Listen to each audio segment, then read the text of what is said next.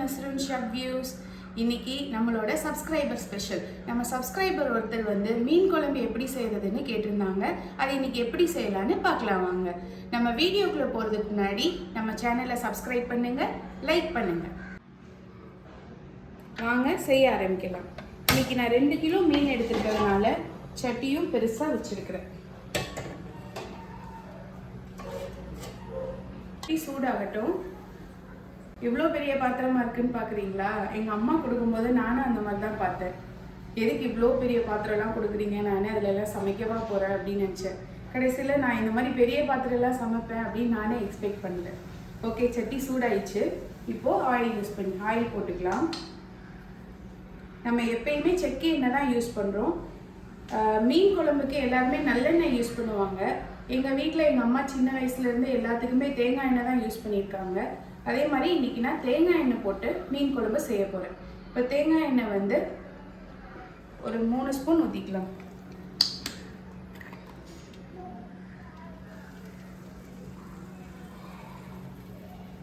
சட்டி சூடாக இருக்கிறதுக்கு அதுக்கும் தேங்காய் எண்ணெய் போட்டவுடனே கமகமன் நல்ல தேங்காய் எண்ணெய் ஸ்மெல் வருது. கேரளாலெல்லாம் ஃபுல்லாக தேங்காய் எண்ணெய் தான் யூஸ் பண்ணுவாங்க. அதனால தான் என்னவோ அவங்களுக்கு ஹேரும் ஸ்கின்னும் அவ்வளோ நல்லா இருக்குது போல இருக்குது. நம்மளும் தேங்காய் எண்ணெய் யூஸ் பண்ணி பார்ப்போமே. எண்ணெய் சூடாயிடுச்சு. இப்போ 1 ஸ்பூன் கடுகு சேர்த்துடலாம். 1 ஸ்பூன் கடுகு, 1 ஸ்பூன் உளுந்து,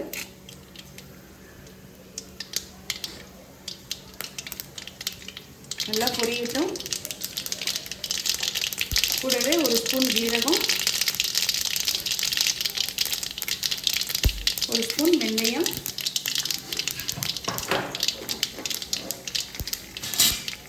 எல்லாமே நல்லா பொரிஞ்சு வரட்டும். சின்ன வெங்காயம் இந்த பவுலில் ஒரு பவுல் நிறைய எடுத்துருக்கிறேன். இப்போ இதை வந்து பல்ஸில் வந்து அரைச்சி எடுத்துக்கலாம். ஃபுல்லாக ரொம்ப சாஃப்டாக நைஸாக அரைக்கணுன்ட்டு இல்லை, கொஞ்சம் பல்ஸில் போட்டு எடுத்த மாதிரி அரைச்சி எடுத்துக்கலாம். அந்த சின்ன வெங்காயத்தோட 10 பல் பூண்டையும் சேர்த்து அரைச்சி எடுத்துக்கலாம்.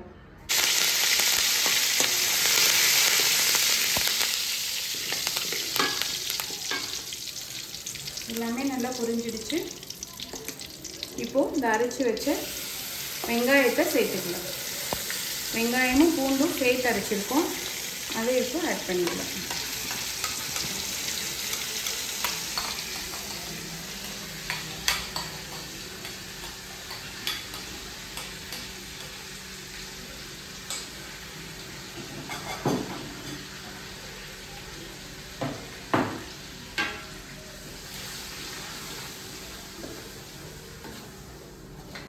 வெங்காயம் சீக்கிரம் வதங்கிறதுக்காக உப்பு சேர்த்துக்கலாம்.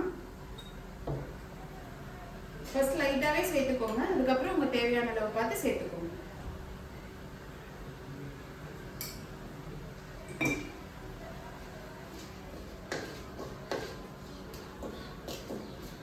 வெங்காயம் லைட்டாக வதங்கியிருக்கையில் லைட்டாக சோம்புத்தூள் சேர்த்துக்கலாம். லைட்டாக சேர்த்தா போதும். அப்படி சேர்க்கும் போது அந்த ஃப்ளேவர் கொஞ்சம் நல்லா இருக்கும். பாருங்க, ஒரு பிஞ்சு தான் சேர்த்துருக்கேன் சோம்புத்தூள், போதும். அது சோம்புத்தூள் வந்து நல்ல ஃப்ளேவர் கொடுக்கும்.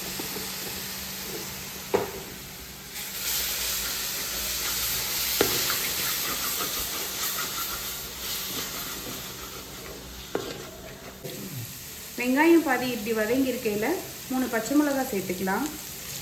நான் கீராமல் தான் சேர்த்துருக்கேன், ஜஸ்ட் அந்த ஃப்ளேவர் இறங்கிறதுக்காக தான். காரத்துக்கு வந்து நம்ம மிளகாத்தூள் சேர்ப்போம்.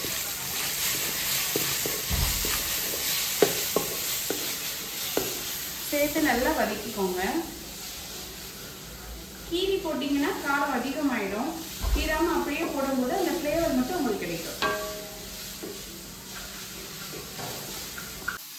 இப்போ வெங்காயம் நல்லா வதங்கிட்டு இருக்கு. இப்போ லைட்டாக கீழே லைட்டாக பிடிக்குது பாருங்க. இது ஏன்னா நம்ம பூண்டு சேர்த்து அரைச்சிருக்கோம் இல்லையா, அதனால லைட்டாக பிடிக்குது. அது வந்து கருக விடாமல் நம்ம நல்லா கிண்டிகிட்டே இருக்கணும். பூண்டு போட்டிருக்கனால தான் நம்ம இப்போ அப்பப்போ கிண்டிகிட்டே இருக்கிறோம். நம்ம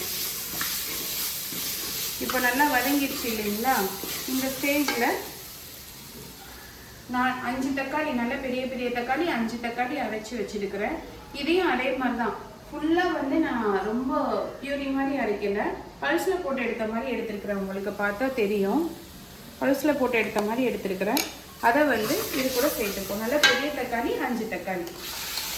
எதுக்காக எல்லாத்தையும் இந்த மாதிரி அரைச்சி சேர்த்துக்கிறோம் அப்படின்னா குழம்பு வந்து உங்களுக்கு கொஞ்சம் கெட்டியாக இருக்கும்.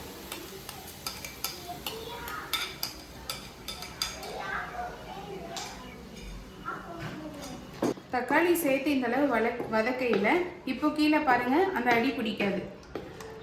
தக்காளி சேர்த்ததுனால இப்போது அடி பிடிக்காது. இப்போ கொஞ்சமாக நல்லா வதக்கிட்டு இப்போது மூடி போட்டு மூடி வச்சிடலாம். கொஞ்சம் வதங்கட்டும். இப்போது தக்காளி வந்து ஹாஃப் குக் ஆயிடுச்சு. இந்த ஸ்டேஜில் நம்ம மசாலாலாம் சேர்த்துக்கலாம். அந்த தக்காளியோடு சேர்ந்து இந்த மசாலாவும் சேர்த்து வதக்கையில் அதோட அந்த பச்சை ஸ்மெல்லாம் போயிடும். 1/2 ஸ்பூன் மஞ்சள், உங்கள் காரத்துக்கு ஏற்ற மாதிரி மிளகாத்தூள் சேர்த்துக்கோங்க.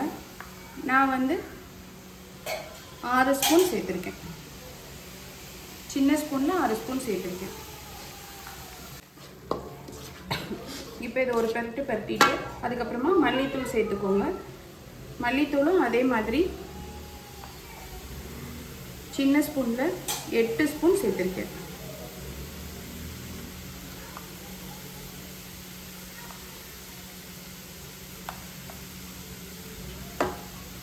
சின்ன ஸ்பூன்னால நான் இவ்வளோ சேர்த்துருக்கேன். இதையும் நல்லா சேர்த்து வதக்கிக்கோங்க.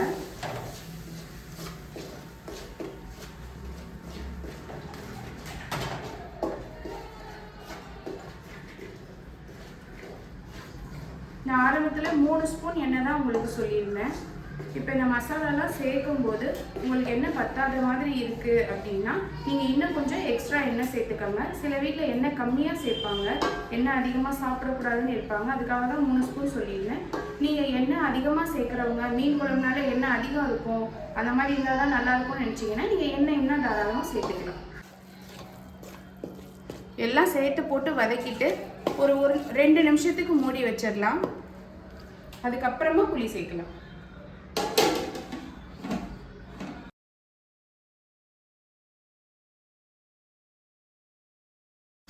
ஓகே, இப்போ வதங்கிடுச்சான்னு பார்க்கலாம்.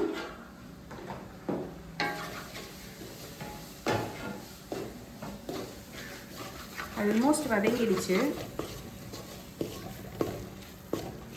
அப்படின்னா தெரியும், ஆல்மோஸ்ட் நல்லா வதங்கிடுச்சு. இப்போ இந்த ஸ்டேஜில் புளி கரைச்சி வச்சுருக்கேன். இந்த ஒரு பவுல் நிறையா கரைச்சி வச்சுருக்கேன். புளி எவ்வளோ சேர்த்துருக்கேன்னா நல்லா ஒரு கை நிறையா நான் புளி எடுத்துருக்கிறேன். புளி எடுத்து அதை கரைச்சி வச்சுருக்கிறேன். எங்கள் வீட்டில் புளி அதிகமாக சாப்பிடுவோம், அதனால நான் என் கைக்கு ஒரு கை நிறையாவே புளி எடுத்துருக்கிறேன். உங்கள் வீட்டில் புளிப்பு கம்மியாக சாப்பிட்றவங்க இருக்காங்க அப்படின்னா நீங்கள் புளியை அதில் பாதியாக கூட எடுத்துக்கோங்க. இல்லாட்டி உங்கள் புளிப்புக்கு ஏற்ற மாதிரி நீங்கள் புளி எடுத்துக்கோங்க. மேக்ஸிமம் மீன் குழம்புக்கு புளி நிறையா ஊற்றினா தான் நல்லாயிருக்கும். அதனால் நான் நிறைய புளி எடுத்து அதை கரைச்சி வச்சுருக்கேன். இப்போது அதை வந்து சேர்த்துக்கலாம்.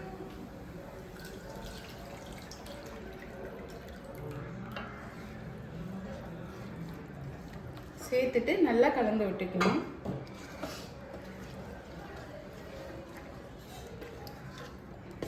புளி சேர்த்ததுக்கப்புறம் அந்த புளியும் மசாலாவும் நல்லா கெட்டியாக இருக்குது, தெரியுதுங்களா? இது எதுக்காக வெங்காயமும் தக்காளியும் நான் அரைச்சி சேர்த்துருக்கேன் அப்படின்னா சிலருக்கு வந்து மீன் குழம்பு தேங்காய் சேர்த்தா பிடிக்கும், சிலருக்கு தேங்காய் சேர்க்கலைன்னா தான் பிடிக்கும். ஆனால் தேங்காய் சேர்க்கலைன்னா மீன் குழம்பு அவ்வளோ கெட்டியாக வராது. நிறைய பேருக்கு சமைக்கும் போது அந்த அளவும் நிறையா கிடைக்காது. இப்போ நீங்கள் அரைச்சி சேர்த்துருக்கும் போது குழம்பும் கெட்டியாக இருக்கும், குவான்டிட்டியும் உங்களுக்கு நிறையா வரும். நிறைய பேருக்கு இதை வந்து நீங்கள் சர்வ் பண்ணலாம். அதுக்காக தான் வெங்காயமும் தக்காளியும் அரைச்சி சேர்த்துருக்கோம். இப்போ இங்கே பார்த்தீங்கன்னா நல்லா கெட்டியாக இருக்குங்களா? உங்களுக்கு பார்த்தா தெரியும்.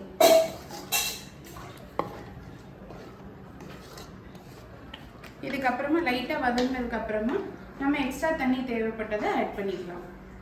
இப்போ லைட்டாக இது குக் ஆகட்டும்.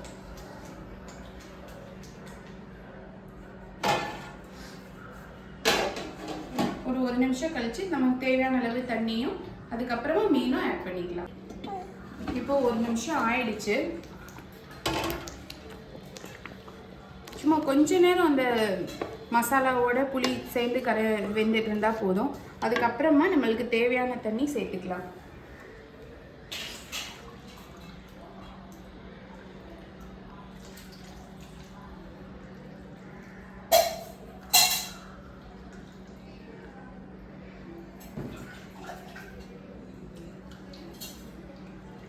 நான் 2 கிளாஸ் தண்ணி சேர்த்துருக்கேன்.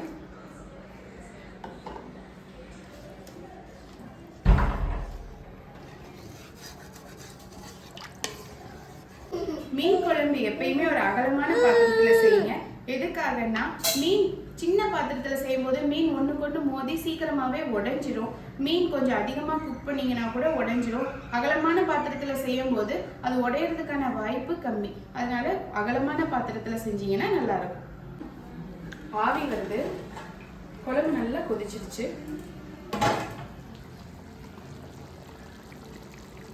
அந்த ரா ஸ்மெல்லாம் போயிடுச்சு.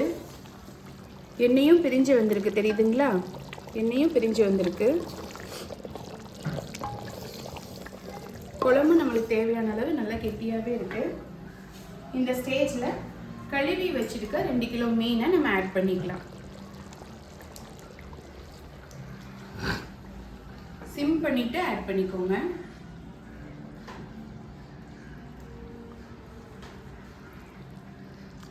மீன் நல்லா ஃப்ரெஷ்ஷாக இருக்குது பார்த்தீங்களா?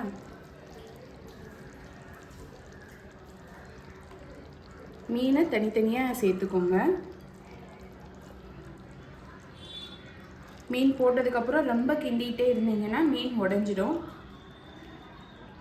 எங்கள் வீட்டில் மீன் தலை வந்து ரொம்ப விரும்பி சாப்பிடுவாங்க.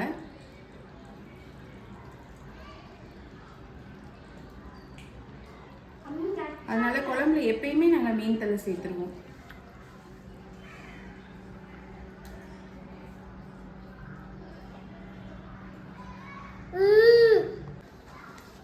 மீன் போட்டு நீங்கள் கிளறும் போது ஒன்றுக்கு ஒன்று உடையாமல் பார்த்துக்கோங்க. நல்லா அகலமான பாத்திரத்தில் போட்டிருக்கிறதுனால எப்படி தனித்தனியாக வேகுதுன்னு பார்த்தீங்களா? மீன் போட்டு ஒரு 2 நிமிஷம் கொதிச்சதுக்கு அப்புறமா உப்பு டேஸ்ட் பார்த்துக்கோங்க. முன்னாடியே நம்ம உப்பு சேர்த்துருக்கோம். நான் மீனில் வந்து நல்லா உப்பு போட்டு கழுவிட்டு மறுபடியும் லைட்டாக உப்பு போட்டு ஊற வச்சுருவேன் மீனை. ஏன்னா கொதிக்கையில் மட்டும் மீனில் உப்பு சேரும் போது அவ்வளோவா மீனில் உப்பு பிடிக்காது. அதனால் ஆரம்பத்துலேயே கொஞ்ச நேரம் உப்பு போட்டு ஊற வச்சிட்டோம்னா மீனில் வந்து அந்த உப்பு இறங்கியிருக்கும், டேஸ்ட்டும் நல்லாயிருக்கும். நீங்கள் முன்னாடியே உப்பு சேர்த்துட்டிங்கன்னா மீன் போட்டதுக்கு அப்புறமா உங்களுக்கு உப்பு கொஞ்சம் கச்சாலும் கச்சிடும். அதனால மீன் சேர்த்ததுக்கு அப்புறமா உப்பு பார்த்துக்கோங்க. இப்போ கொஞ்ச நேரம் மூடி வச்சு வேக விடலாம். எப்பயுமே மீன் போட்டதுக்கு அப்புறமா சிம்மில் வச்சிடுங்க. ஃபுல் ஃப்ளேம் வச்சிங்க அப்படின்னா மீன் உடைஞ்சிடும். இப்போ மீன் சிம்மில் தான் வெந்துட்டுருக்கு. மீன் நல்லா வெந்துடுச்சு.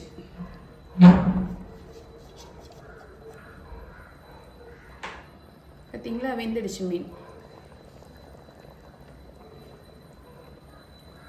ஓகே, இப்போ ஸ்டவ் ஆஃப் பண்ணிடலாம்.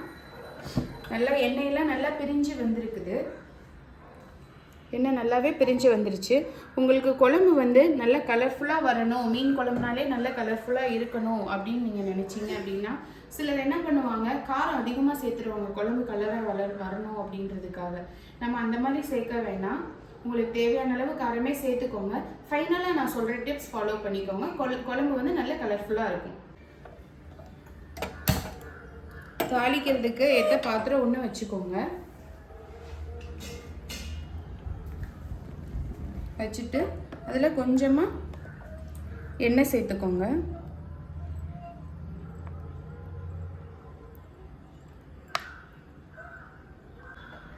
எண்ணெய் சேர்த்துட்டு இந்த மாதிரி எண்ணெய் சூடாயிட்டும். சூடானதுக்கப்புறமா ஸ்டவ்வை ஆஃப் பண்ணிடுங்க. எண்ணெய் நல்லா கொதிச்சதுக்கப்புறமா ஸ்டவ்வை ஆஃப் பண்ணிக்கோங்க. இப்போ அந்த சூடாக இருக்கிற எண்ணெயில் கொஞ்சமாக மிளகாத்தூள் சேர்த்துக்கோங்க.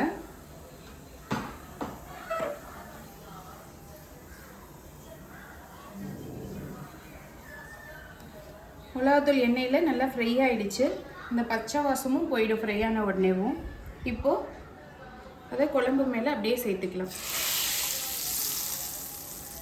இப்போ நீங்கள் முன்ன பார்த்ததுக்கும் இப்போ குழம்பை பார்க்குறதுக்கும் டிஃப்ரென்ஸ் இருக்குது இல்லைங்களா? இப்போ குழம்பு நல்லா கலர்ஃபுல்லாக இருக்கும். உங்களுக்கு காரமும் அதிகமாக இருக்காது.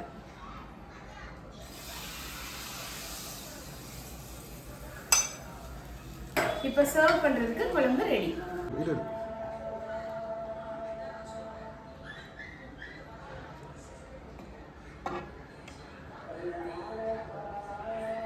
இப்போ மீன் குழம்பு எப்படி இருக்குன்னு நான் உங்களுக்கு டேஸ்ட் பண்ணி சொல்கிறேன். மீன் மசாலாவோடு சேர்ந்து ரொம்ப நல்லா வெந்திருக்கு. குழம்பு ரொம்ப அருமையாக வந்திருக்கு. நீங்களும் உங்கள் வீட்டில் இதை ட்ரை பண்ணிவிட்டு எப்படி இருக்குன்னு சொல்லுங்கள். நெக்ஸ்ட்டு என்ன ரெசிபி வேணும்ன்ட்டு கீழே கமெண்ட்டில் சொல்லுங்கள். மறுபடியும் நான் உங்களை அடுத்த வீடியோவில் சந்திக்கிறேன். நன்றி.